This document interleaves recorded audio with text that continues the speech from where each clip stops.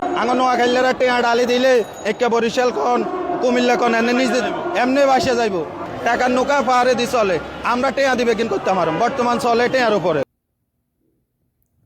কিরে হালা বাটফা তালি এটা খিতা এটা কি লেখা 2 কোটি টাকার বিনিময়ে একটা টিম নিতে পারলি না, জমানত দিবার মতন ক্ষমতা নাই, বিপিএল একটা টিম নিতে পারলি না, কুমিল্লা লাইক দেওয়া দিয়েছ।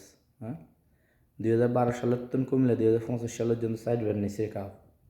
শালা ফকিলের দল, ছাগল চোরের নাতি, বড় বড় কথা কস আবার।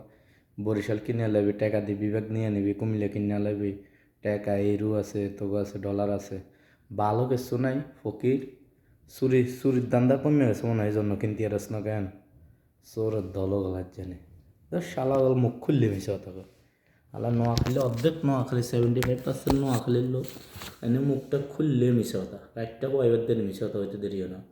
শালা বাট ফারো কথা কইবার আগে হুঁশজ্ঞান করে কইস। আর ছাগল চোরের নাতি গেল তোর বার কত ভালো হইবে, তোর অত ছাগল চোর, চোরের ঘরে চোর।